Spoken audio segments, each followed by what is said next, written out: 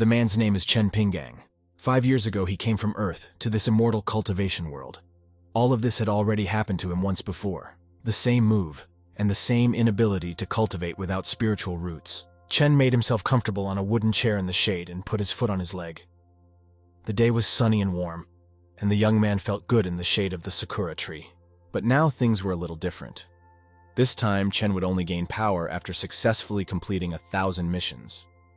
The system decided to give him a gift in the form of a few chickens that were quietly running around outside the fence. Ping'an realized that all his assignment was irrelevant, but the young man could use the rewards in his daily life. The system was generous and gave Chen another gift in the form of a small aquarium bed with fish and lilies. Ping'an was already tired of these gifts. He was used to living in the world of digital technology. Throwing another gift from the system on the ground, the young man shouted that he needed Wi-Fi and an air conditioner. Chen was tired of resisting. After he had yelled enough, he sank down in exhaustion on the wooden chair, which was also a gift from the system. Another gift from the system came in the form of an information display. The system immediately notified him that a new task had been selected. The young man lazily looked at the screen and asked what the new task was.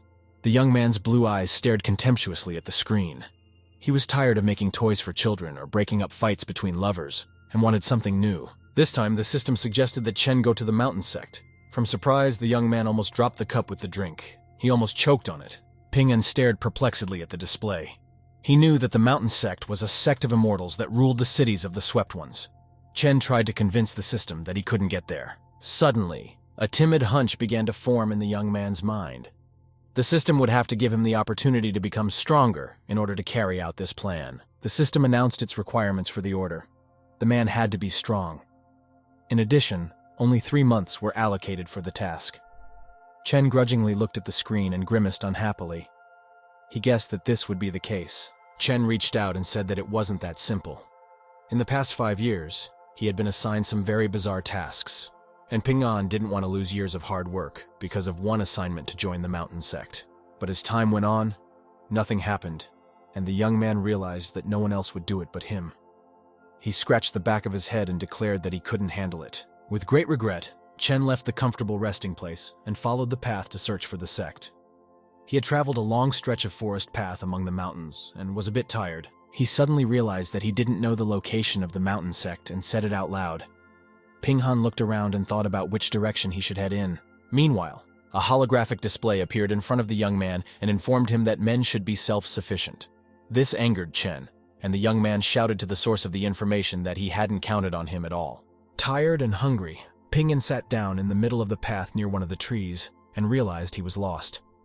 The young man knew that such sects were hidden in the mountains, and if you didn't know where to look, you could wander around for 3 months and get lost. Chen decided to let things go. He decided to just sit and wait, and then the solution should fall down on him from the sky. At that moment, a loud cry was heard high up in the trees. A girl in a dress was falling right on top of him. She was holding a katana. The girl flew and let out screams of fear. Chen realized that something wrong was happening. A look of surprise froze on his face. He stood up and looked around for the source of the noise. The girl was coming closer and closer to the ground with the speed of a meteorite, screaming along the way, and Chen decided to catch her. He quickly put out his hands in a ring and ran up to the place where the girl was likely to fall. The young man regarded her fall as a sign from heaven. But Ping'an was a little late, and the girl slipped past his hands, landing noisily on the ground. Chen disappointedly said he was sorry. The girl was lying on her side with no signs of life. Despite the emergency landing, she did not let go of the sword and continued to clutch it tightly. Chen glared at the girl. She was very beautiful, and the young man decided that she was a cultivator. At this moment, the girl started to regain consciousness and opened her eyes. Ping'an squatted down beside her and smiled in a friendly manner. He was glad of any company now, let alone such a pretty girl. The girl blushed and turned away from him in the other direction, sitting on her knees. Chen tried to explain himself and said he had done nothing wrong. The girl was dressed in a snow-white dress with a golden border. There were blue-colored gems on her chest and hair. Suddenly, the girl's eyes changed as if she had seen something. She called the young man elder and begged him to help her. Chen questioned what the girl meant. He didn't know what he should help her with. Meanwhile, behind his back, purple auras with silhouettes inside them began to appear out of thin air. They appeared one after another. Chen turned around and started to panic. He realized that the girl was being chased and he couldn't handle it alone. There were more and more of them. Ping'an was scared and told the girl that there were too many pursuers and she should flee. Chen was beginning to worry about himself. The girl kept sitting on her knees and tearfully begged for help. The young man got angry and said that pretty eyes would not help her in this case. There were more and more subjects. They were coming closer and closer to the young man. Chen decidedly did not understand how a mere mortal could defeat so many cultivators. Suddenly, the situation changed dramatically for Ping Han. As the cultivators approached him, they knelt down in respect. This was very strange. One of the kneeling ones apologized to Chen for disturbing him and also called him senior. The others didn't even raise their heads.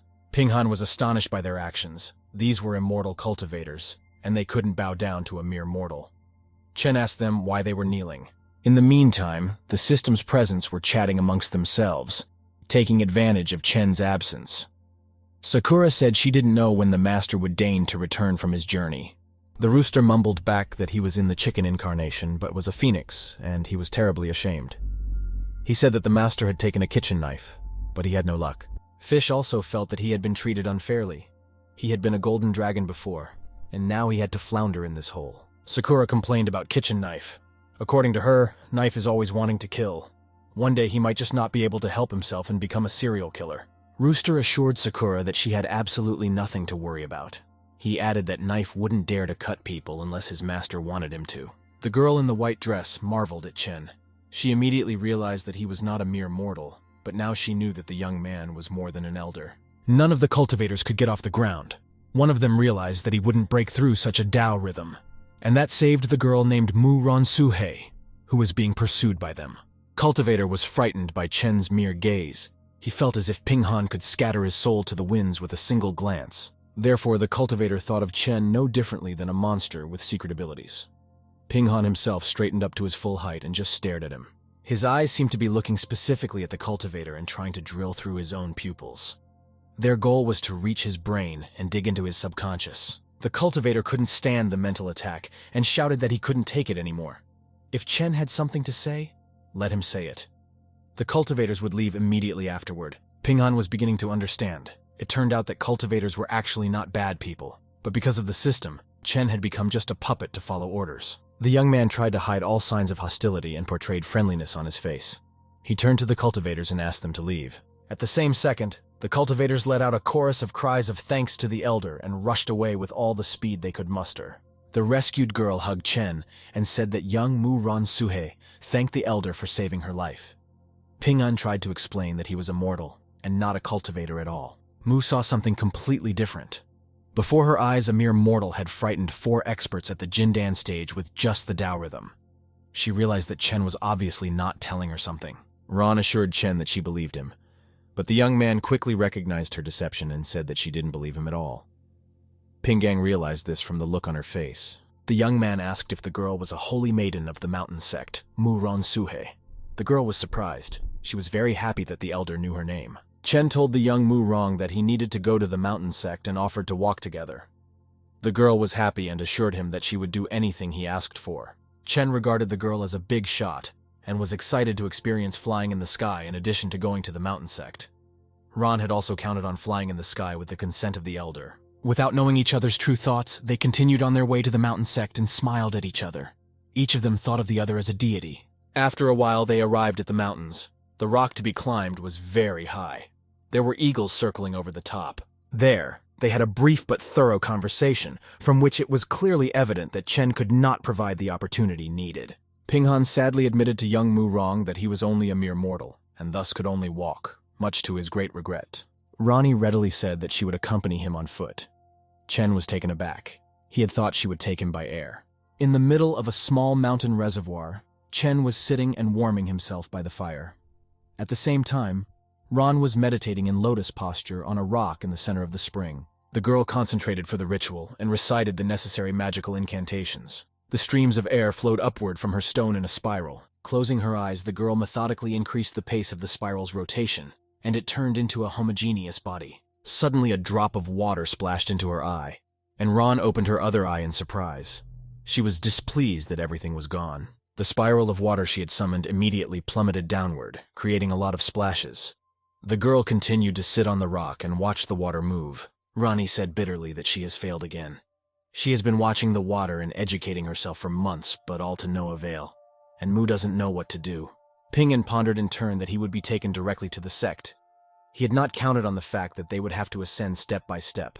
The young man complained that it was all very difficult. At last, Ron finally raised her voice and called out to Chen, calling him senior. Pingang looked around unhappily and asked what the girl wanted. Mu embarrassedly said in a quiet voice that she would like to ask Senior for a favor. She shyly ran her fingers over it. Ronner was a little embarrassed. She looked pleadingly at Chen. It seemed that no one in the world could withstand the pressure of her eyes. Pingan assumed that the girl's request had something to do with water. It was not for nothing that she had spent so much time sitting on the rock and meditating there. Ron was marveled to the extreme by the elder's comprehensive wisdom. He had somehow anticipated her thoughts and actions. Chen mentally asked her to marvel after the girl dried her things. He regretfully thought about the fact that gentlemen like him weren't supposed to watch this. Pingan looked at her with wide, open blue eyes. Thinking very hard, he suddenly made a remark about the girl's buttocks out loud. Ron immediately turned around and asked Chen with surprise. She didn't quite understand what the elder meant. Chen realized that he had accidentally said too much. The girl was admiring him more and more. The senior master immediately understood her water practices and the fact that she wouldn't be able to break through anywhere. The girl stepped another step toward Chen. Their bodies were right next to each other. Roan looked at him pleadingly. This great man could give her the knowledge she needed. The girl exclaimed that this breakthrough was very important to her and she needed her mentor's help now. Pingan replied that he was an outsider and had no right to interfere in her affairs. The young man offered her some hot tea and told her that she needed to warm up. Chen added that they would later discuss what to do next. Handing the girl a cup of hot drink, Pinghan told Ron that cultivators had many ways to break through, but Mu replied that she couldn't ask them for help. The girl sipped the marvelous drink and tried to make sense of what was happening. The only thing that was clear was that the elder was immortal and did not want to deal with mortals. Suddenly, Mu understood everything. The elder meant that instead of watching the water and waiting for enlightenment, one should become one with the water in order to achieve enlightenment. The girl plunged deeper into the water, and for a while her head was underwater. Then she realized with joy that she had managed to break through. After getting out of the water, Ron fervently thanked the elder for his advice and promised that she would never forget this gesture of kindness. Chen looked at her in amazement. He didn't realize his merit.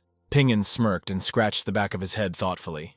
In the young man's opinion, he hadn't done anything to be thankful for.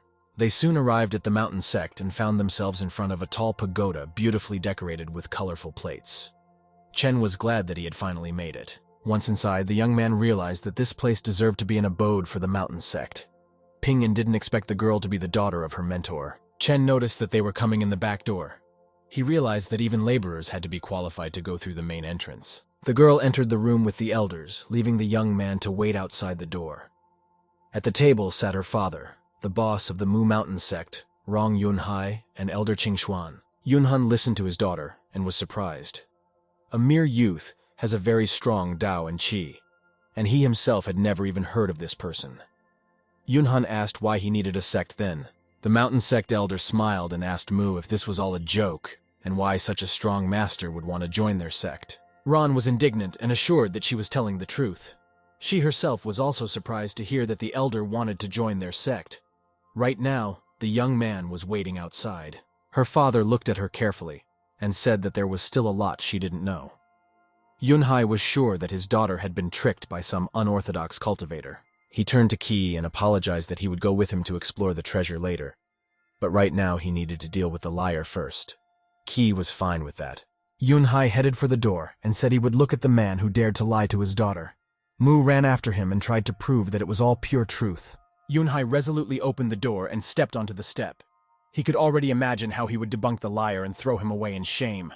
Suddenly he saw. His eyes went wide with surprise. This was clearly beyond his comprehension, and Yunhai refused to believe his own eyes. He asked the girl in surprise what exactly she had seen. According to her, her whole body was radiating qi. Mu said that was exactly what she said, and Yunhai had to see it. Chen was sitting on a bench surrounded by a golden aura. Yunhai noted that Mu called it qi radiation, but it was more like his body was pure qi. Meanwhile, Pinghan saw a girl with a man and immediately realized that it was the boss of the mountain sect. Yunhai approached him with a confident stride. Chen thought that he should greet the elder with honor, smiled politely, and said the words of greeting. To his surprise, the boss bowed low to him and began to make excuses that he didn't know about the appearance of such a distinguished guest. Yunhai apologized for the delay in waiting. Pinghan was stunned. Chen shouted that he was a mere mortal and it was not right for the head to bow down to him. He was very panicked, not understanding the reasons for this attitude. He thought that everyone in this family was really overreacting and overestimating his importance. Mu whispered to her father that Senior cultivates his mind like a mortal for self-control, and he better not dwell on cultivation so as not to anger the elder. Yunhai tried to contradict her and regarded Chen carefully. He concluded that it was impossible to call a person with such an aura a mortal. The boss smiled and informed the young man that he could call him Yunhai. He said he was aware of the elder's intention to join their humble sect. This alarmed Chen, and he was surprised that the boss immediately allowed him to call him by his first name. Pinggang asked for permission to stay in the sect. He was willing to be even a laborer. Yunhai flatly refused and shouted that he didn't agree. Mu stood up for the young man and told his father that he was just out of his mind. Chen twisted his head in all directions and tried to understand the reason for this attitude. He asked the sectarians why they were more excited than him. Mu was embarrassed and tilted her head. Yunhai solemnly announced that he was abdicating his place as the sect head, and from now on he, Pinggang, was the head. Chen realized that the boss was obviously crazy. Chen waved his hands indignantly and exclaimed that he could in no way be the head of the sect. The very thought was unacceptable to him. Chen noticed that he was being very reckless. He pointed out to the head and his daughter that this post was not good enough for the elder. Yunhai and Mu were very surprised by his words. Yunhai tilted his head and thought for a while. He closed his eyes and declared that he couldn't afford to play noble. Chen pleaded and put his hands in the air. He couldn't just accept defeat after a long journey. He asked the head for permission to stay, otherwise his mission would fail. Yunhai said that on behalf of his father, he was authorizing him to leave the position of sect founder, and from now on, Pinggang would be the only ancient ancestor of their sect. Chen held his head in helplessness and said that Yunhai was a misguided son. He added that immortal cultivators couldn't be spoken to normally. Pinggang took offense and said that he might not be able to cultivate something, but regarding the hierarchy and dominance of sects, he was well aware. Chen introduced himself as an ancient ancestor and declared that he was a mere mortal and not even fit to be a disciple. He urgently had to find a way to convince them. Pinggang saw Yunhai's eyes light up and realized that this was obviously not a good thing. He just wanted to accomplish his mission and get out of here. Yunhai declared that he had made up his mind. From now on, Chen is their founder from now on. He apologized for keeping the elder waiting and demanded that a meeting be prepared in the hall. Mu gently tugged her father by the hem of his clothes, drawing his attention to her. Yunhai turned to his daughter unhappily. The girl reminded her father that Qixuan was still in the hall and he might say something disrespectful to the elder. Yunhai asked his daughter to stay with Senior and he would quickly go there. Yunhai ran as fast as he could, only his heels glistening. Chen looked at the head who was quickly moving away from them with astonishment. Behind him, a pillar of dust was rising. Pingyan looked at his companion and asked what was wrong. He assumed that the head needed help. Mu replied that, in a sense, it did. Yunhai soon reached the central pagoda, which stood on a hill and slightly towered above the rest of the buildings. The entire complex was located near the water. Elder Qixuan was waiting for the head and was leisurely examining the walnut. He sat serenely on the chair and looked in front of him. Suddenly, the door opened and Yunhai ran into the threshold. He called out loudly to Xuan in a worried voice. Qing asked the head if he was able to deal with the liar. Yunhai put his hands on his shoulders and asked him not to tell this to the elder, because this person was now an ancient ancestor of their sect, and his strength was unpredictable. Xuan was surprised by this news. He resented that the rascal had managed to fool Yunhai as well, since he was only a senior. The elder jumped out the door and ordered the head to be silent. He realized he had to see for himself what that rogue could do. Only after seeing with the corner of his eye did Xuan realize that the boss was not mistaken. His own eyes widened in surprise. Chen and Mu walked towards him. Both of them were surrounded by a unique golden aura that only very strong warriors had. The elder immediately knelt down before Pingyan. He was bitterly sorry for his mistake and tried his best to rectify it. Xuan assured that he really didn't know about the Grandmaster's visit. He sincerely apologized for not greeting him immediately. He was very sorry for that. Kneeling down and with his face to the ground, Xuan thought about how lucky Yunhai was to have stumbled upon such a wise and great being. Chen wondered why they were so fond of bowing. He wondered if it was an etiquette among cultivators. Pingyan asked Elder Xuan if the young man should bow down to him in turn. In response, both the elder and Murong simultaneously squealed that there was no way he could do that, and held his hands just in case. At this moment, a walnut flew out of the elder's sinus and rapidly began to fall downward. As it hit the ground, it bounced off and ended up at Pingyan's feet. He picked up the walnut in surprise. It was new to the area. Chen showed the walnut to the elder and asked where he got the thing. His blue eyes were very surprised. The elder confessed that this item was found by his disciples of the illusory moon sect. They do not know the material from which the item is made. Chen laughed and said that the material was ordinary wood, and there was nothing interesting inside. There was food. Xuan looked at him in amazement. The elder asked how the elder was able to see what was contained within the objects. Ping'an tossed the nut up and caught it in his open palm and then said he couldn't see inside the object. He just made it himself. Chen thought that if the assignment was to make toys for children, it was nothing new to him. A young man would be able to do it. He pulled out a knife and stood under a tree. Ping'an had an idea to make some Lubin locks. The mechanism looked broken, though, and it was impossible to open it in the normal way. The young man began to rummage through his bag, looking for the right thing. Finally, sometime later, he found what he was looking for and retrieved a large cleaver from his bag. Chen waved his cleaver, cutting through the air with a whoosh. The sect boss and daughter were astonished by what they saw. They had never seen such a thing before. Mu asked what had happened in the first place. Yunhai was amazed at the power of the weapons. After all, even the tools of immortals are not at this level. Ping'an claimed it was an ancient legendary artifact and swung his knife. A walnut lay on the table in front of him. Everyone was mesmerized by the nut and Chen's manipulation of the cleaver. The nut seemed to be whole, for no one had ever been able to open it before. Xuan's eyes went to his forehead in surprise. In his brain, it was no other than a clash of laws. The cleaver came down loudly on the fruit and split it clearly in half. The young man said cheerfully as he opened that lock with it. All three were near the door, and Chen asked them why they had traveled so far away. Mu walked up to him and asked him unhesitatingly what it was. Chen replied that it was just candy, and said it was supposed to be a reward for the children who opened their toys. The girl hesitantly said that this item had too much spiritual power for candy. She tasted the insides of the fruit and was very much surprised. A new sensation ran through her whole body and she felt a surge of energy.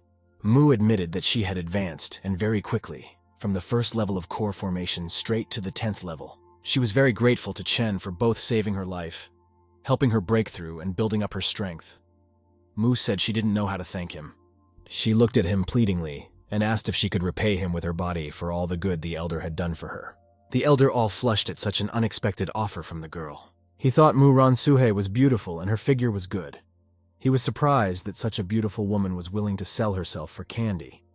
The girl stood there embarrassedly, waiting for an answer. The older man thought the girl clearly had a problem with her head. He was stunned. The elder said that Mu Ransuhe didn't have to act like that, and he didn't do anything like that. The young man didn't need her body, not to mention that her father might not agree. Mu Ran Yunhai replied that he had taught Mu Ransuhe to be grateful since childhood, and he thought that reciprocity was the best way to repay the favor. The elder put his hand on Mu Ransuhe's shoulder and addressed her. He said virginity is clearly not something she should give up for candy. Mu Ransuhe said that when the elder came to the mountain sect, he needed someone willing to serve him. The girl clung to the young man's chest. She asked the older man to let her be his maid. The young man was very surprised at this offer. She looked at the older man with her big eyes and asked if she really looked that bad. The young man got a nosebleed from that sight. Unable to withstand the pressure, the guy agreed to the girl's proposal. Her father was happy about it. Qing Xuan angrily told his brother that he was trying to say that Mu Ransuhe would be his daughter-in-law. He asked him to keep some dignity and quit. Yunhai said that if he had the opportunity, Qing Xuan could snatch it from his senior. It was not reasonable to blame others for his incompetence. Especially this was Mu Ranshue's wish. The sect elder thought that things were very messed up, and his brother was definitely greedy for his elder's favor. Qing Xuan really didn't know how things would work out for this great deity to stay in the sect. Not only had Mu Ransuhe made a breakthrough, but she had also jumped through 10 levels at once. He didn't realize what chance his son would have if he faced an elder. His son was also very handsome. The mountain sect elder thought that perhaps his son and the elder would like each other. Qing Xuan glared angrily at the senior from behind his back. The young man was embarrassed. The elder was hugging Mu Ransue at this time. He didn't understand what the elder was thinking, and why his gaze was sending chills down his spine. The older man asked Mu Ransuhe to let him go and pushed the girl away from him. The girl clung to his chest, hugged him tightly, and screamed that she would never let go. The older man thought he couldn't stand her embrace any longer. He thought that he had inexplicably been propelled to the position of elder by the sect leader, and the sect leader's daughter had somehow become his maid. The young man was sure that there was not a single sane person in this sect. Somehow or other, the young man accomplished the task of joining the mountain sect. The guy approached Yunhai and asked what the ancient ancestors usually did. The boss replied that the elder didn't need to do anything, and was only needed when the sect needed to make an important decision, or the sect was facing insoluble difficulties. The guy held his head up and asked the chapter if they would take him back. He figured that if he wanted to fly, he shouldn't go around and around with this group of people. Better to just say so. They moved in the blink of an eye with the help of the immortal's powers. Yunhai said that they were in place. The elder said with a sad look, "That's too bad." Yunhai was horrified at these words. The boss thought that it seems traveling at light speed in the eyes of the elder looks as slow as a turtle crawling slowly. Yunhai thought that he had wasted the senior's time. At this time, the elder thought that unfortunately the speed was too fast, and there was no feeling of flying. The older man told the chapter to forget about it. He was just thinking about stuff. The young man decided to go and make himself a cup of tea before leaving, and after that, he would meekly follow them. Yunhai sighed with relief and thought that it was good. At least the elder didn't blame him. The boss was surprised to see the senior's residence. He thought he should have negotiated a better together for him in the sect. The young man said that he actually liked this life, and still had fish and chickens to raise at home. A beautiful peach tree was blooming next to his senior's house. At that moment, one of the chickens approached the visitors. She had an angry look, and her eyes were glowing yellow. The cult members were frightened when they saw her. The older man looked around and asked the boys what was wrong. Yunhai and Mu Ronsuhe said they were fine. They were just a little exhausted. Qingshuan also said that everything was fine. They watched the chickens walking around the courtyard. The elder told his guests to take a walk around the courtyard for now, and the young man would go and make them tea. The sect boss objected to him. All the visitors were horrified that the older man had gone and left them alone. The sect members thought it was over, but there was terror on their faces. Qingshuan tremblingly said that he had never seen such a thing. The peach that grew in the senior's yard was just all surrounded by qi. In addition, the pond in which the fish swam was also surrounded by kai. They noticed that the chickens are surrounded by qi, as is the broom. The senior's entire yard was made of qi, energy enveloped everything around it. Mu Ronsuhe asked her father what the treasure was. The girl noticed that the place where the elder lived was too scary. She asked what they should do. Yunhai thought that maybe the elder is probably checking on them and need to brace themselves. The sect members looking at the courtyard surrounded by qi thought that there was just a devil's guard here. Mu Ronsuhe flushed. She felt uncomfortable in the courtyard of the elder. She told her father that she couldn't hold back any longer. All the sect members heard Senior coughing loudly outside the door. The fish, chickadees, and broom were surprised to hear such a loud sound. The sect members were still standing in the courtyard watching qi around them. Yunhai said of course, the speech is about the ancestor, but he thinks they need to check everything. The boss suggested a quick trip inside the elder's house. Yunhai opened the door to the young man's house and addressed the elder. He was sitting there coughing with a cup in his hands. The young man choked. He was drinking tea too fast. The older man asked if the visitors had finished their tour. He invited them to sit down and drink the tea that had just brewed. The young man looked at the sect members who had entered with surprise. They were out of breath, sweat running down their foreheads. The older man asked if they had been exercising in the yard. The older one was surprised to see them. He thought his yard was not a playground even after a few laps, so much so they wouldn't be exhausted. Looking at Mu Ronsuhe, he thought that perhaps they were doing something else. The young man blushed and thought it was none of his business. He began to pour tea for the guests. 14. The young man offered to taste the tea and tell if the guests liked it. Yunhai looked at the flow of tea. It also had qi in it. Golden streams of energy were rising from the tea. Qingshuan asked if this tea was an elixir.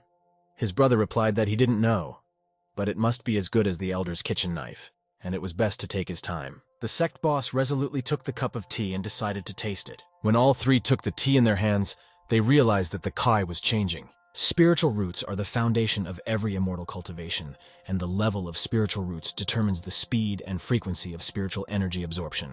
Just the mere smell of the fragrance of tea, the spiritual root will be lifted. Mu Rongshui took a sip of tea. The elder didn't understand why the guests had such facial expressions, and he asked if the tea was unpalatable. At this time, the guests were drinking tea prepared by the young man. The sect members shouted with pleasure that they wanted more of this tea. The young man was surprised by this reaction and thought that either he liked the tea, and I liked it, or he was making a fool of himself. The eldest was already running out of tea leaves. The sect members all asked for more tea. The elder asked them not to panic.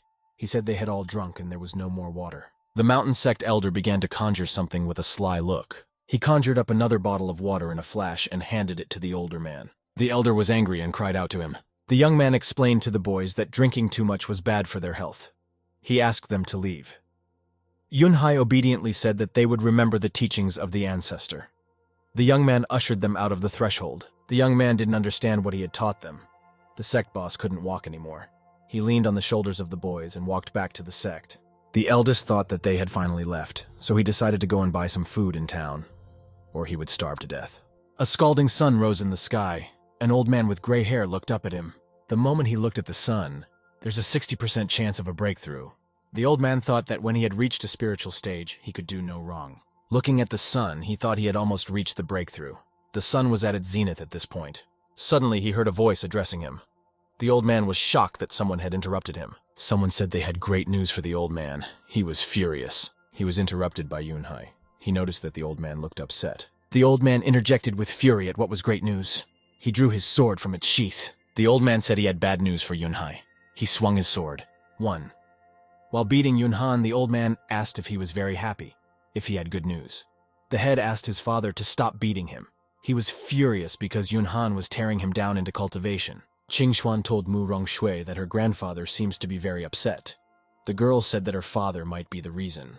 Yunhan's father had already burned everything around him. The sect boss asked him to stop. The old man asked if his son thought his father was joking. Yunhan asked him not to get angry, because their clan had an elder, and he would surely help him break through. The boss sat all beaten up. The old man said that until the immortal descended to earth to be initiated, no one would help him break through. He sat back down on the rock. His flawless cultivation was thwarted by Yunhan. Yunhan asked his father if he didn't believe him. The old man asked how about a bet whether his son was weak. Yunhan replied that he wasn't weak and asked what he would get if they won. He was glowing with enthusiasm. Qingxuan was willing to bet.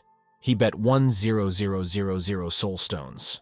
Mu Ran Suhei was also willing to gamble 1,000 mascara stones. The old man thought it was almost all their money, and they dared to put it all on the line. Yunhan turned up his nose and asked his father if it was weak for him to participate in the argument. The old man gave him a slap on the back for his rude behavior. He told him to take him to the older man. Yunhai brought his father to the elder's house. He said that they were there. The old man was surprised to see a modest house. Mu Ran Suhei asked him to watch his language.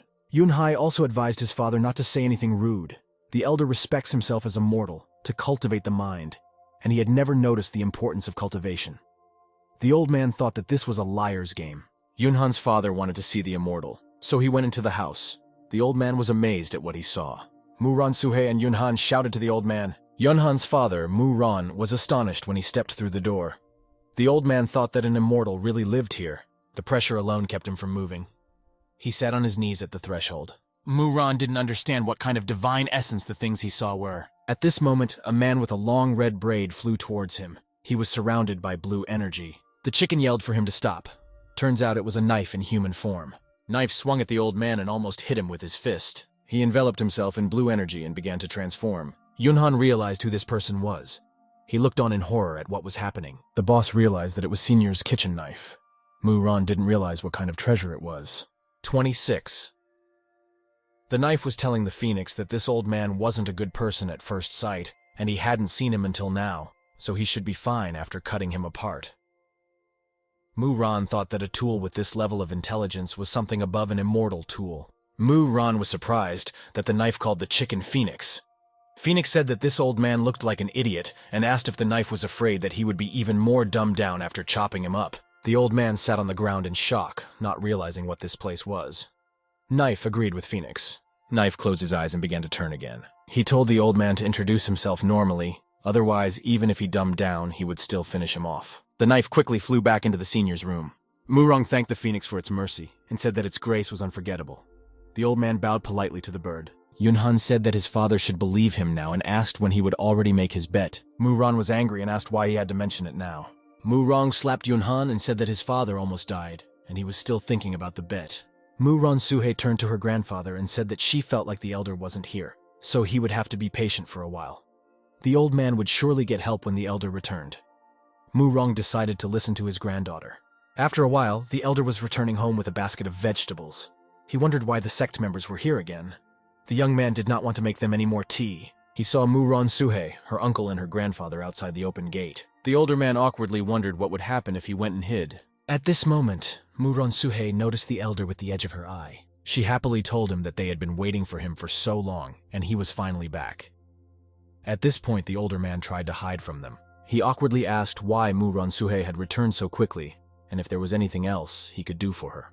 The girl introduced her grandfather to the older man. The boy was puzzled. Senior was shocked by this information because Mu-Ran's grandfather is the true ancestor of the mountain sect. The guy did not understand why he bowed on his patio.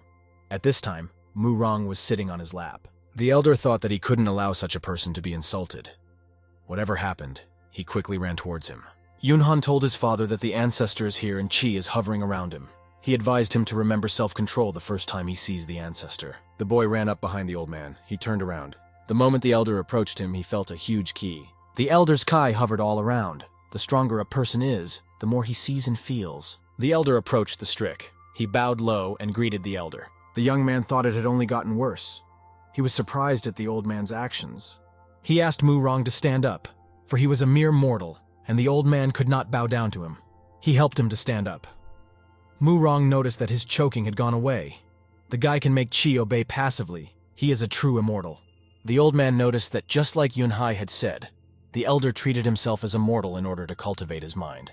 Murong told the young man that he was very generous and could call him junior or palace elder, but he asked that he no longer call him elder. The guy figured he'd just call him old man in that case. The elder invited all his guests to go and sit down in his house. He told the boys to make themselves at home.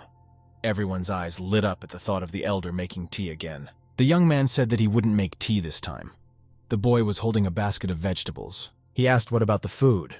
The old man replied that it would be as the elder wished. Muronsuhe was overjoyed. The girl's eyes were burning. All the immortals sat down at the table in the elder's house.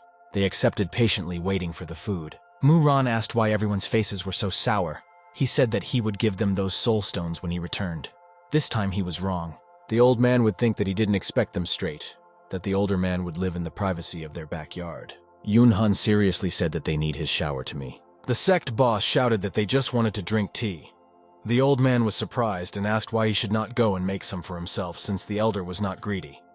He reached out his hand for the cup. At this moment, Murong felt a strange energy emanating from the cup. She made the old man bang his head on the table with all his might. The old man thought it was a very strong pressure. The kettle and the cup glowed with yellow light. Murong thought that the utensil was also a treasure. It contains ki. Yunhan, teasing his father, said that they dared not lift a finger as they entered the house, but he dared to touch these things. The old man angrily asked if Yunhan could not have said this before. The old man hit his forehead on the table again from the ki action. Outside the kitchen door, I heard the older man sneeze loudly. In the kitchen, the young man was preparing treats for his guests. The older one sneezed because of the pepper. He thought the pepper was really hot. The young man thought that this roast smell was really good. At this moment, suddenly Qingxuan felt some strange energy. Qingxuan realized that he had broken through. Muron looked at her uncle in surprise. Muron Suhe, the sect boss, and her grandfather were dumbfounded when they saw this. The old man shouted to his granddaughter to sniff carefully. After all, it is not just a fragrance, but a pure aura. Yunhan wondered what kind of panacea the elder was frying there. One fragrance has a pure air. The dishes they would be served must be divine. After a while, the elder finished preparing lunch. He served all the dishes on the table. He invited the guests to taste the dishes. The table looked very appetizing. All the guests were eager to taste it. Their eyes were sparkling. The older man hoped they would be polite this time and not eat all the food. But looking at them, the young man had a bad feeling. Luckily, Senior cooked a lot of rice this time, a whole bucket of rice. A young man brought a whole bucket of rice and asked if anyone wanted some. The older man was shocked by what he saw at the table. The elder saw Qingxuan sitting down, greedily stuffing both cheeks with food. Yunhan looked exactly the same. He looked awkwardly at the older man. Muron Suhe's cheeks were bursting from the amount of food she had eaten. All four of them asked if the older man would mind adding a bowl of rice. They ate absolutely everything the young man had prepared. The elder angrily asked if this was the last time they would eat in their lives. The elder was shocked by what he saw. He didn't understand what was going on. The guy thought that they could also eat the light rice stew like hungry ghosts. It seemed to the guy that the cultivator's life was too miserable. At this time, Mu Ronsuhe was eating rice with both cheeks. The elder thought that she should take care of her image. Soon all the plates were glistening with frequency. The guests finished everything, to the last crumb. The rice bucket was also completely empty. Yunhan and Mu Ronsuhe thanked the elder for his hospitality. The old man and Qingxuan slept with their bellies full. The older one was in a stupor. He said there was nothing to thank him for. The guy was very surprised that they even got the plates out clean. Qingxuan advanced from the 5th yin-yang stage to the 8th yin-yang stage. Old man Murong had advanced from the peak of the spiritual core to the 1st stage of divinity. Muronsuhe, from the 5th stage of ki accumulation to the formation of the nucleus. Yunhan advanced from the 8th stage of yin-yang to the 5th stage. The old man cried with happiness over finally breaking through. He no longer thought that it would be with him for the rest of his life, until he was finally driven into depression. The old man fell at the young man's feet and bowed low. He said he would never forget it, even in the next life. The elder looked at the old man in bewilderment and asked what he was doing. The boy was confused. He couldn't understand what it all meant. The older man proudly gave his hand to the old man and said, "No need to thank him." The old man jumped up abruptly, his eyes shining with enthusiasm. He asked when they had time in the future. Would they be able to have lunch more often with Senior? The older man was running out of patience. He pulled himself together. The elder told the guests to go and cultivate. He threw the 4 guests out the door. Yunhan told his father to be ashamed of saying such things. Mu Ran called his son shameless and asked him how dare he speak to him like that. The old man slapped Yunhan with all his might. The old man got embarrassed and said he couldn't help it. He was too enthusiastic and accidentally let it slip. He also noticed that the older man had excellent magical abilities. The old man wondered how he could be angry about such trivial things. Yunhan was angry and shouted that he hadn't had time to taste a single grain of rice and they still wanted to come every day. The old man noticed that the ancestor had told them to cultivate, and he was reminded that greed couldn't stabilize the cultivation base. The power created in this way is useless. Qingshuan and Yunhan began to quietly taunt the old man and whisper. The old man noticed this and angrily shouted that he thought the ancestor really cared too much about them. Mu Ran Suhei said with sparkling eyes to her grandfather that she understood what he was saying. He thought how nice it was to have a granddaughter. It occurred to the old man that this was cheating. He was in a stupor. The old man advised Qingshuan to tell the others about the new ancestor. He said that he understood and was going to leave them and return to the sect. At this moment, Qingshuan heard a voice in his head addressing him. The voice was saying not to return to the sect. Qingshuan shouted that it was the sound of his father's voice in his head. The old man hesitated.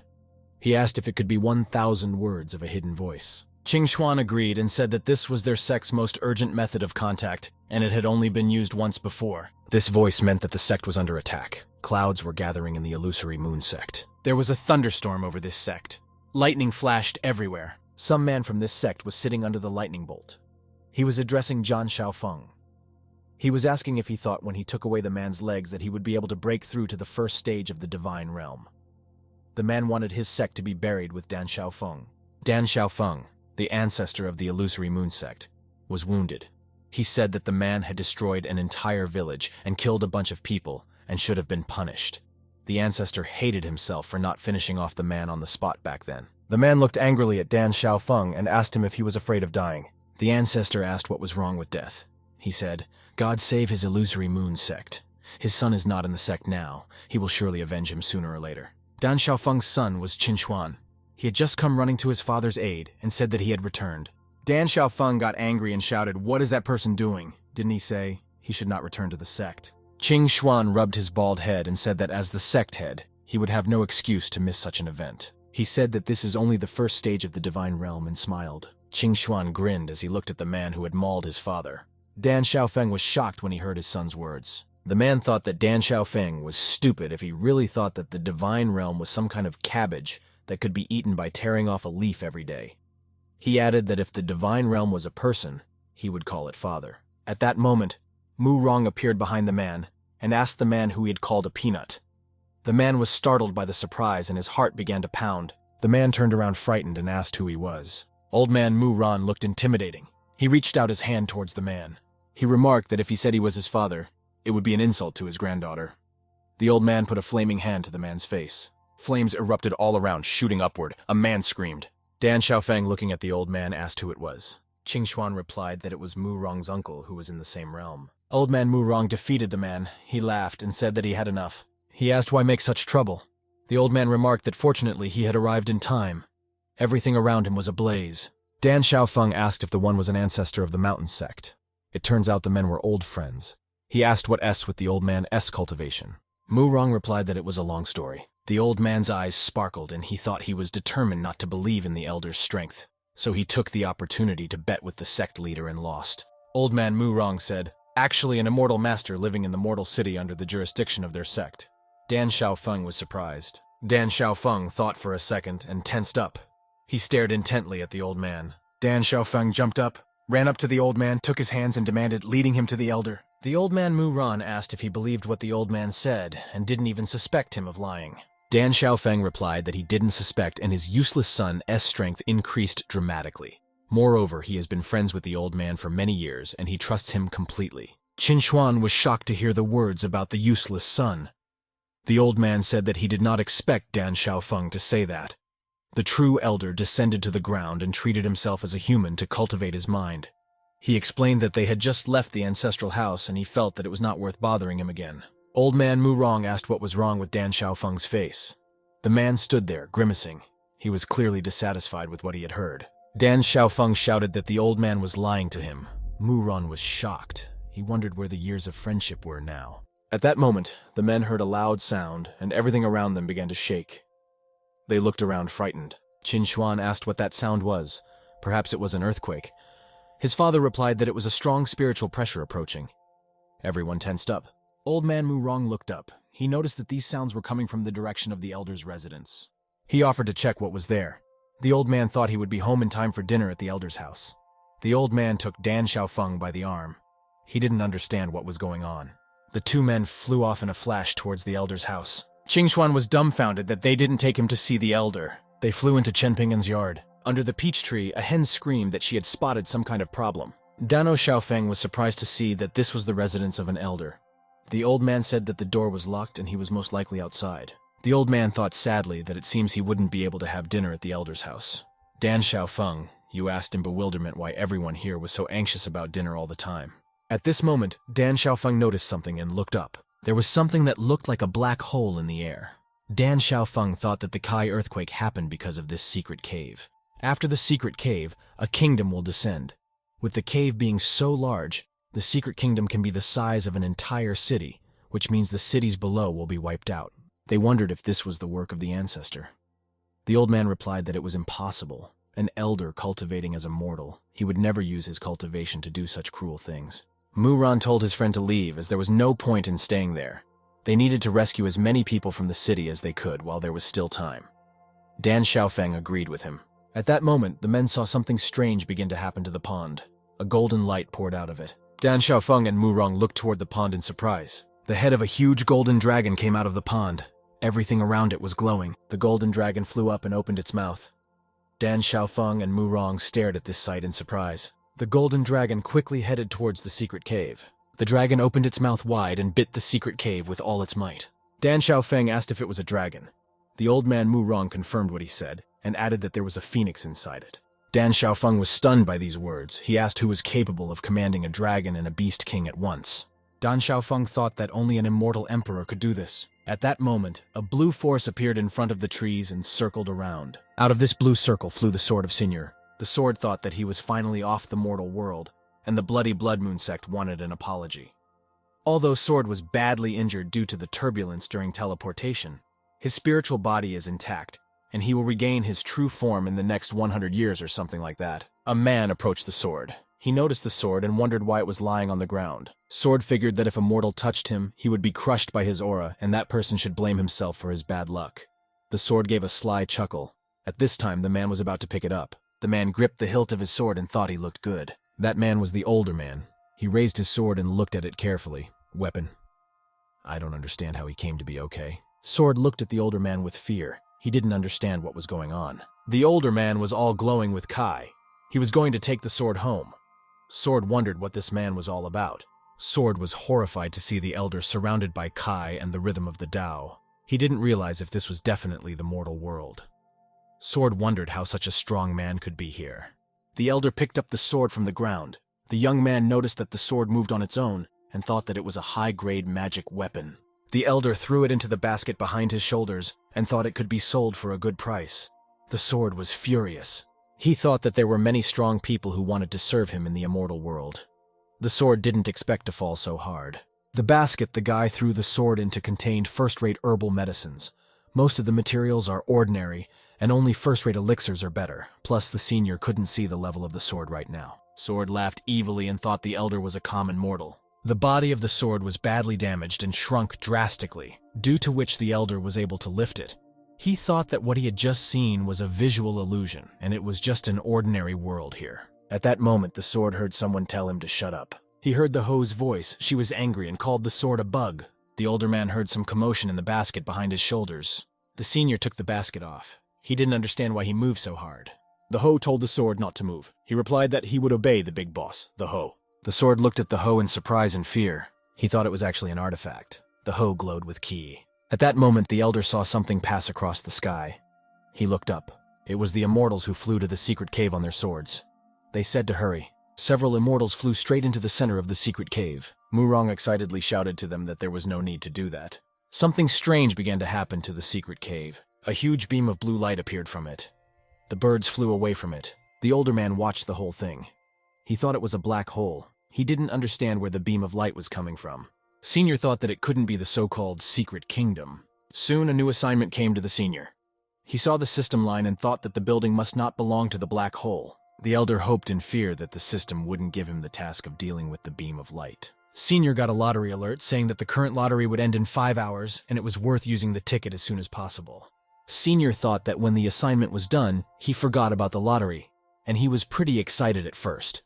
But then he realized that he could only take the everyday things that were completely useless, so he ignored them all the time.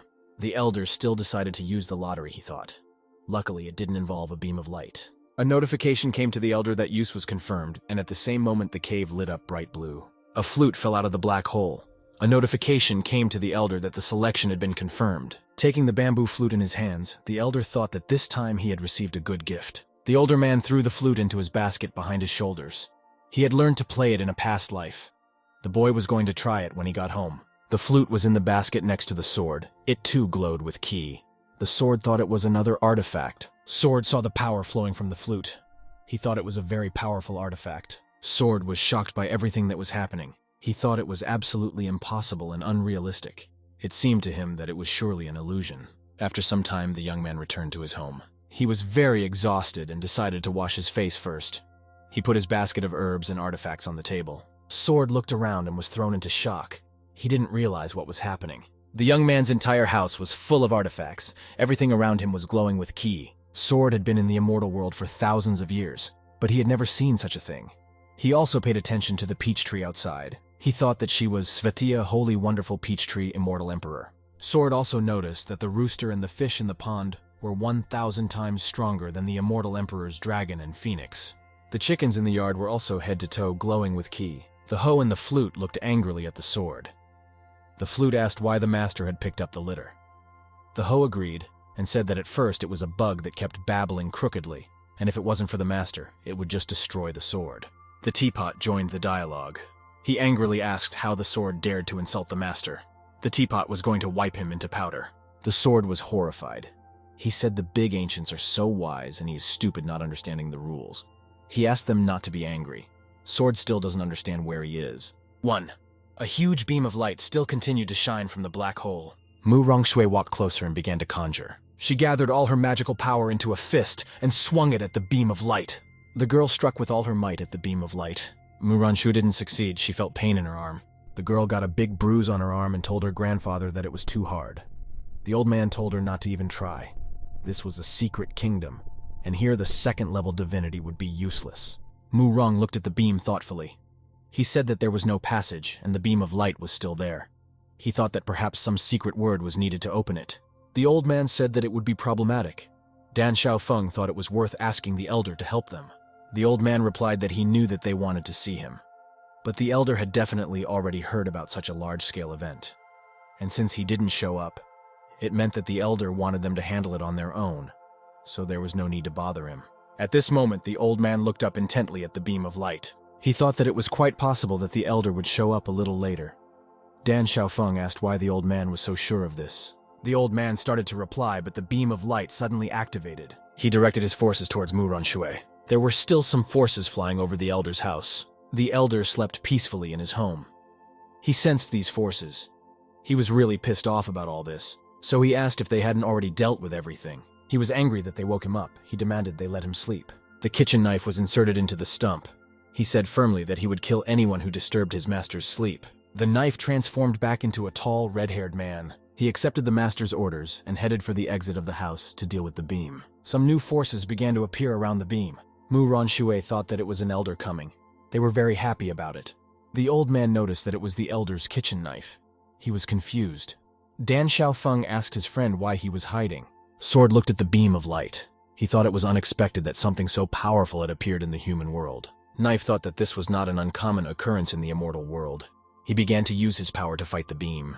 The sword thought that unfortunately, it was nothing to the sword spirit. He channeled all his power right into the beam. The sword told him to disappear. The directional force of the ball reflected back. The sword ducked, bowing away from her. Sword thought he was thinking too much, so it didn't work out well. The sword redirected its power into the beam of light. This time it pierced through it. The beam shattered into small pieces. Mu Ronshui used her strength to cover her grandfather and Dano Xiaofeng from the shards. The sharp shards of the beam fell to the ground with great speed. A huge crater had formed in the place where the beam used to be, with a glowing sphere in the center. It was a secret kingdom. There was someone there in handcuffs and chains. Red chains enveloped everything around them. A handcuffed girl was lying on the ground, the chains around her body gradually breaking. The girl woke up and looked up. She had already fully recovered and sat up on her knees. The girl smiled. Knife looked in amazement at what was happening around him. Mu Ronshui happily told her grandfather that the beam of light had spread out and offered to go see what was there. The old man told her to wait a little while. The old man held his granddaughter's hand as she wanted to go over and look at the orb. Dan Xiaofeng looked up and didn't realize what it was. Above the sphere was someone's intimidating face that glowed red. It was smiling evilly. At that moment, someone's hand showed out of the sphere. Someone was about to get out of it. Knife was the first to see it. He was confused. Knife didn't expect this. Someone climbed out of the sphere and stepped onto the ground. It was that mysterious sphere girl. She asked if she had gotten into the Tianyuan kingdom. Old man Mu Ran looked at the girl in surprise. He thought that she was an immortal from the spirit world, and such a huge secret realm was used as a cage for her. The old man happily told Dan Xiaofeng that they had managed to meet another immortal. The man asked if the old man had decided to make jokes at a time like this. He wanted to meet an elder, not an immortal who wanted to kill him. The girl angrily stood in front of the men. Mu Rongshui turned to her grandfather and tugged on his sleeve. She excitedly asked what they would do now. Old Mu Rong replied that they had nowhere to go and couldn't even escape from under the immortal fairy's nose. Their only hope was the older man's kitchen knife.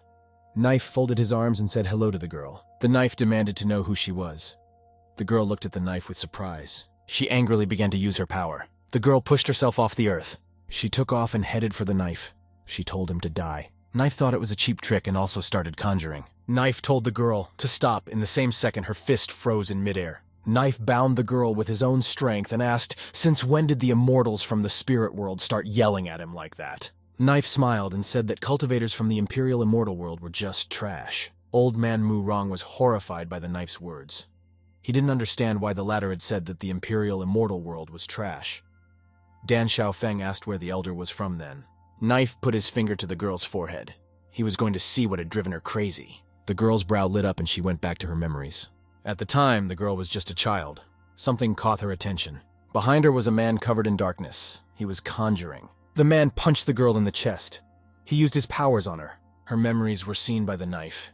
He looked sadly at the girl. Using his strength, the knife caused the girl to lose consciousness. He told the members in the sect that they were not to tell anyone about it. Knife took the girl in his arms and asked if they realized what consequences would await them if they told anyone. The old man Mu Ran humbly said that he understood the knife. Dan Xiaofeng thought that the elder wanted to meet this crazy woman. The old man replied that it was most likely to find out who she was.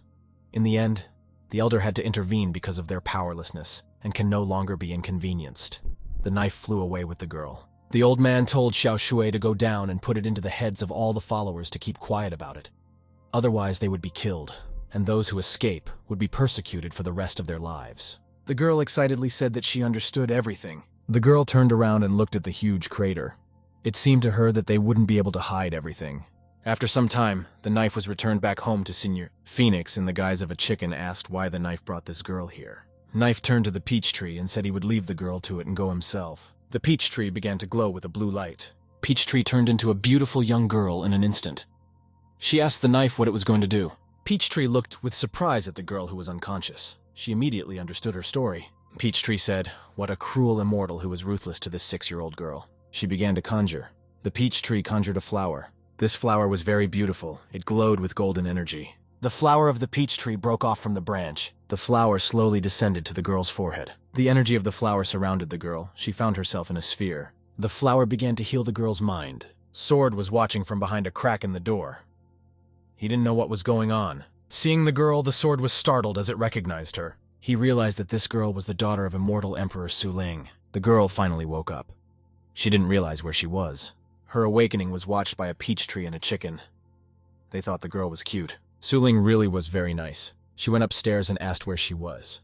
Peach tree touched Su Ling's forehead with her fingers, used her powers, and said, "From this day forward, this is her new home. She told the girl to call the master Big Brother. Sword had a feeling that the immortal emperor wouldn't just leave it at that. The sword laughed. The spirit world was a very beautiful place. There were houses set up there and cranes flying. A green tablet lay on the table. It glowed with a message. The immortal emperor took the tablet in his hands.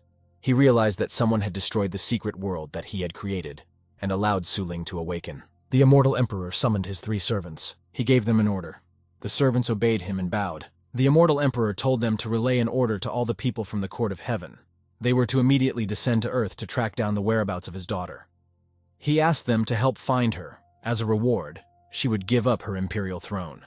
At this time, morning had come in the mortal world. The eldest was sleeping soundly in his bed. He wrapped himself in the blanket and said that he hadn't slept so well in a long time. At that time, Su Ling came up to him. The girl called him little brother and told him to wake up. She held out her hand to the older one.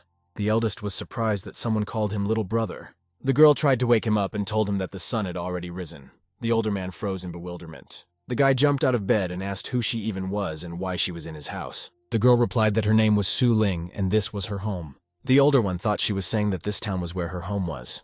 He was amazed because he hadn't seen such a nice girl in the 5 years he had lived here. The guy got out of bed and asked the girl's name again. He stroked the girl's head and said he would call her Xiao Ling. He said her big brother would take her to his parents. The girl was embarrassed and agreed. The older man smilingly told the girl to follow him and not to get lost again. The girl took the young man's hand. Su Ling asked, would it be okay if she took the elder's hand? The older man smiled and replied that of course it was okay. The guy suggested going into town. He told the girl to show him the way to her house. The girl smiled and said she would.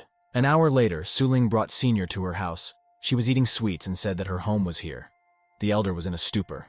The girl brought the elder back to his own house. The older man thought they had come to his house again. He was puzzled.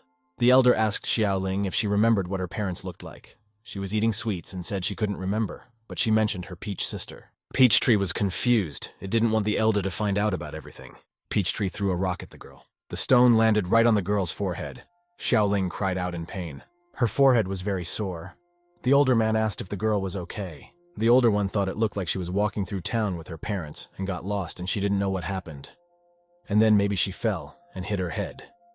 He thought it was very complicated. Xiao Ling had tears in her eyes and asked the elder if he liked her. The older one asked why she suddenly thought that. He decided to take care of her until he could find her parents. At this point, someone came to the guy's house. They were asking if the older man was home. The gate to the elder's yard slowly opened. Old man Mu Rong and Zhan Shaofeng came to him. When the old man saw them, he asked what they were doing here. The old man introduced his friend and said that Zhan Shaofeng wanted to meet him in person, so he had brought him. Dan Shaofeng bowed politely, greeted the elder and thanked him for his help. Dano Shaofeng stared at the elder. He thought that the elder was as strong as Mu Rong had said.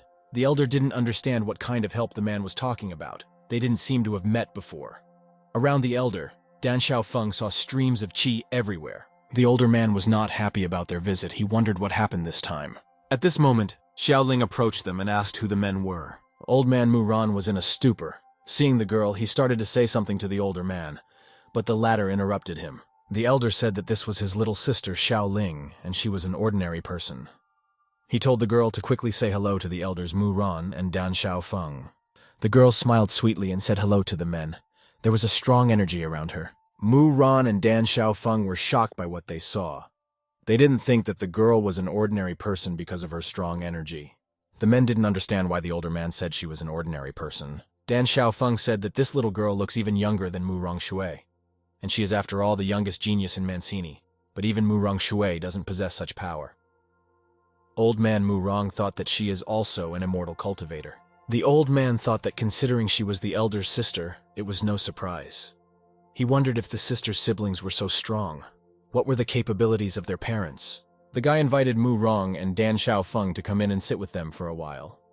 He added that luckily it was just the two of them, so there should be enough food. Dan Shaofeng politely said that it was not necessary, and they could not so unceremoniously barge into the house of an elder. Old man Mu Ran glared angrily at his friend. He covered Dan Shaofeng's mouth with his hand, and said that he would do as the elder wished. The elder told them to stop being pompous, and said that they should be brave. The old man and Dan Shaofeng looked at each other intently. Xiao Ling asked if her little brother would cook. The girl smiled and enthusiastically asked to provide the cooking for her. The elder sitting at the table said that he didn't know Xiao Ling could cook, but he wasn't very confident in her ability. The elder yelled at Mu Rong to mind his manners, because there would be a child at the table with them today. Dan Xiaofeng asked his friend in a whisper what he had eaten at the elder's house, that he had managed to forget his manners and lose control. The old man told his friend to keep his temper in check. A divine fragrance was coming from the elder's kitchen. Dan Xiaofeng inhaled it with pleasure. The food was ready. Xiaoling took out what she had prepared for the guests. She placed the pot of food on the table, opened the lid. The food glowed with a golden glow. The men looked at the food with astonishment. Dan Xiaofeng asked what this unimaginable treasure was. After a while, both men sat with full bellies full of food. All the plates were empty. They thanked their hosts for the meal. The elder was surprised that they had piled up the container of rice again. He thought they were the devil incarnate. Xiaoling calmly finished her food. Senior also tasted the rice. He said that Xiaoling's cooking skills were an order of magnitude better than his, and she should apply to be a chef. The elder asked Xiaoling where she had learned to cook. The girl embarrassedly replied that she didn't know, but she could cook a lot of things. The boy thought that was great. In other words, he didn't need to cook anymore. The cauldron in which Xiaoling was cooking food also had consciousness. She thought that the girl was his soulmate. He told the elder that her food was what he called a real dish. The bowler loudly told the knife to tell the divine peach to add more seals to Xiaoling, and she must not remember anything.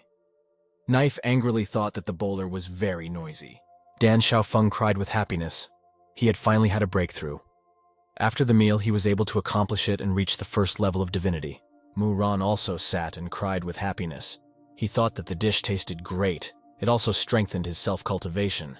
He thought that Xiaoling's cooking was delicious. The old man thought that Mu Ran Shui was his granddaughter was inferior to the girl in everything. The man envied Xiaoling. The old man rushed to the elder. He asked him to let him exchange Mu Ran Shui for Xiaoling. The elder was shocked and asked what kind of nonsense the old man was talking about. At this moment, Mu Rong Shui sneezed loudly. She thought she was sneezing because someone was scolding her. She asked what important business her father and grandfather were away on, and at that moment the girl noticed something in the sky. She looked up. A huge ship loomed over the girl. Mu Rong Shui thought she was here. The girl waited impatiently for the ship to land. The ship slowly landed on the ground next to Mu Ran Shui. A girl came down the stairs. She called out to Mu Ran Shui. It was the imperial princess Luo Lanqing. The girl said that she had returned. Mu Ran Shui said that it had been so long since she had seen the princess, and complimented her that she was getting prettier every day.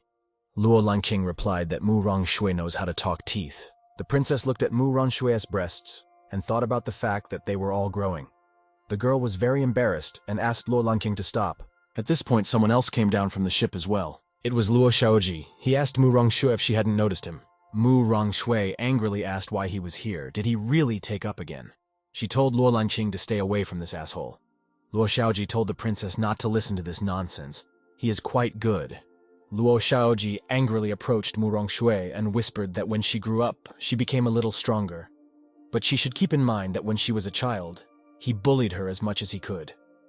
Mu Rong Shui laughed and said that at that time, his improvement base was praiseworthy and she couldn't beat him. But now things had changed. Luo Xiaoji told her to give it a try if she had the strength. Mu Ran Shui started to use her powers on the guy. She knocked him down. Luo Xiaoji fell to the ground. He did not understand how she had done it. The girl replied that she had an 8th level Ki. She asked Luo Xiaoji how he felt about her strength, whether it was comparable to the power of the 3-realm geniuses stuck at the 5th level of core formation. 1. Luo Lanqing asked Katie what was wrong with her cultivation, and if it was all about the spiritual sword. Mu Ran Shui didn't understand what spiritual sword the princess was talking about. Luo Lanqing said with a worried look that this is why she came here. That day, she and her father were to attend an auction. At night, the princess admired the mountains from the balcony of her house. Luo Lanqing said to her father, "They say the mountains contain countless wealth and resources, and is also the basis for the establishment of the state." Out of the blue, however, a spiritual sword cut the mountain in two. It probably belonged to a great cultivator who was practicing diligently at the time of the incident. The princess was shocked by what she saw. The sword sliced off countless mountaintops, but did not receive any scratches. Luo Lanqing said that besides her, many more cultivators had come to this place to find the sword master. Mu Rong Shui felt embarrassed and said that it was not the sword itself, but his intentions. The princess's eyes lit up as she realized that Mu Rong Shui knew something. Mu Rong Shui glanced angrily at Luo Xiaoji. She didn't want to tell everything in front of him. The girl told Luo Lanqing that they would talk elsewhere. Luo Xiaoji shouted after them to take him with them. At this moment, Mu Rongshui used her strength and pushed off from the earth. Mu Rongshui and Luo Lanqing flew up into the sky using their strength. Luo Xiaoji called out to them pitifully. While the girls were flying in the sky, Mu Rongshui revealed what had happened after all. Luo Lanqing was surprised to hear about the old immortal, that tea increases the level of spiritual core, nutrition improves self-cultivation. The girl had completely forgotten that it was a secret. Luo Lanqing asked how powerful this deity was if her friend was lying to her. Mu Rongshui replied that of course she was telling the truth and invited the princess to come with her. She would introduce her to the elder. The girl forgot about everything that had happened earlier. The eldest was sitting in his house with a flute in his hands. He thought it had been a long time since he had played the flute. He wondered if he even remembered the tune. At that moment, the girls came to the elder's house. Mu Rongshui opened his gate and asked if the elder was at home and if they could enter. The elder saw Mu Rongshui. He told her that the girl could come in and asked her what she had come to see him for today. The girl waved her hand to the princess that she could come in. Luo Lanqing stepped cautiously outside the threshold of Elder's house. The princess said that this court was too intimidating. It bothered her to have so many powerful eyes looking at her. Luo Lanqing felt as if she could see through those eyes. The girl was embarrassed. Mu Rongshui told her that she could relax. They are invited by the elder, so they won't be touched. Mu Rongshui told the elder that her friend wanted to meet him, so she brought her to him. Luo Lanqing was very embarrassed by her friend's words. The girl embarrassedly said hello to the elder. She thought that Mu Rongshui was right and his cultivation levels were unimaginable. The girl thought the immortal would be a gray-haired old man, not a handsome young man. The older man suggested she drop the formalities. He told her to just relax. The young man was confused that everyone was calling him the elder, for he did not even come close to having that kind of power in his opinion. At this moment, Xiaoling appeared from behind a tree. She asked her brother who it was that had come. Mu Rongshui was embarrassed and asked who the girl was. The elder introduced his sister. The elder told Xiaoling to just call the girls big sisters. The girl said hello to them. The princess and Mu Rongshui fell in love with the girl at first sight. They thought that she was strong, as expected of the elder's younger sister. However, on top of that, the girl was also an indescribable cutie.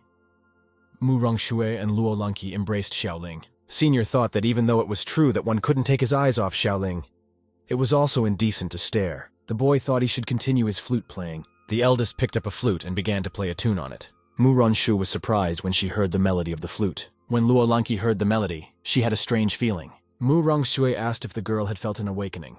She exclaimed that it was not an awakening, it was its peak. The notes were merging into harmony.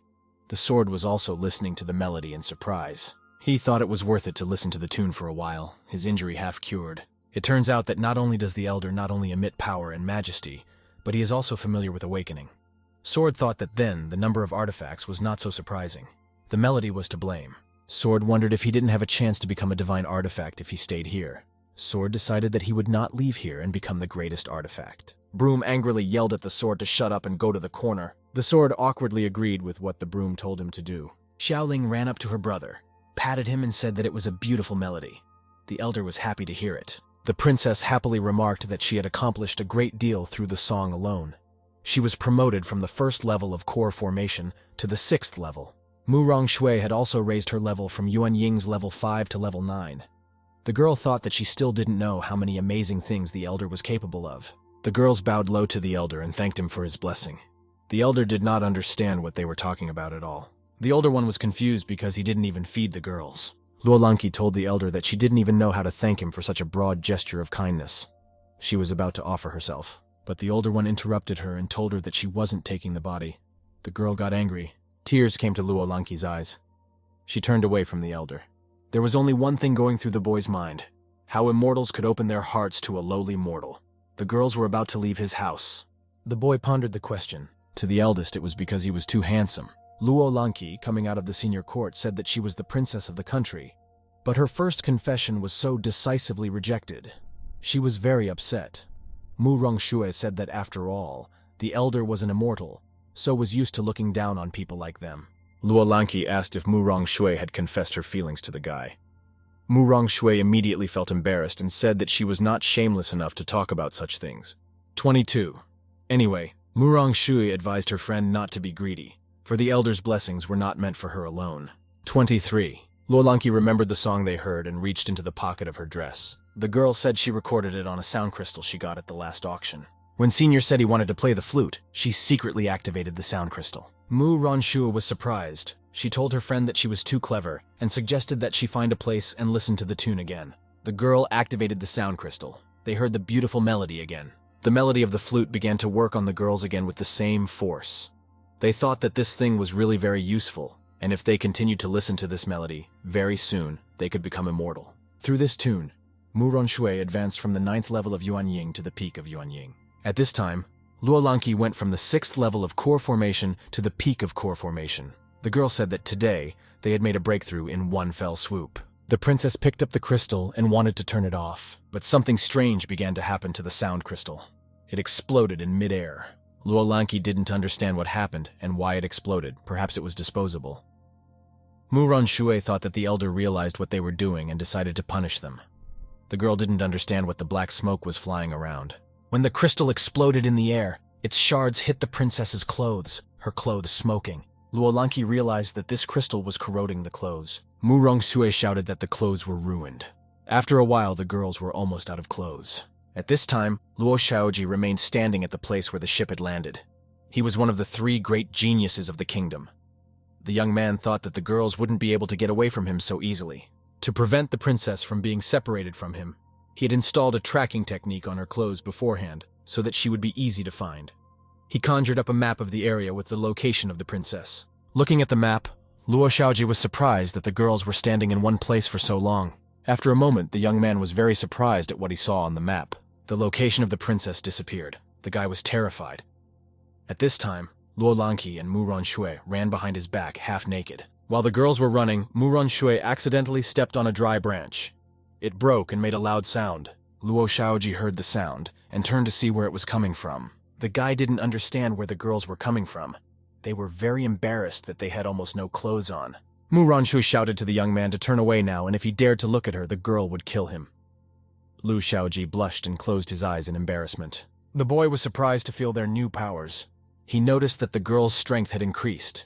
At this time, Mu Ronshui and Luolanqi quickly ran to the ship. Luo Xiaoji thought that it must be related to the place where they stayed for a long time. The boy decided that he needed to look around there himself. Luo Xiaoji came to the elder's house. He thought that this was where the girls were. The guy stepped over the threshold and noticed that he saw nothing unusual. A moment later, the guy saw a chicken, Phoenix, and a broom. They were both glowing with ki energy. There was energy circling around the guy from all directions. It was bearing down on Lu Xiaoji. The boy was shocked by this. The energy knocked him off his feet. He fell to the ground. Lu Xiaoji didn't realize what kind of monsters they were. He thought it was just their coercion that was immobilizing him. He felt like he was burning alive. Despite the difficulty, the boy thought the feeling was wonderful. He blushed. Chicken Phoenix wondered why he was so excited, and why she could feel this little brat's blood boiling. The hen asked the broom if the young man had any amulets. The broom was stunned. At that time, the eldest and his sister were coming from the market with groceries. The elder said that he digged a lot of yams today, so he would make some yams for the girl later. Xiaoling was happy to hear this. The boys went to the gate of their house. They were open. The eldest saw Lu Xiaoji sitting on the ground of his yard. He did not understand why this man was sitting on his knees. The guy thought that perhaps he had tripped, however his threshold was not that high. The elder ran up to Lu Xiaoji and asked if he was okay. Lu Xiaoji noticed that as soon as the elder approached him, the compulsion disappeared, and the pressure on his body also disappeared, so it looked like the master of the house had returned. The boy thanked the elder. Lu Xiaoji looked at the elder.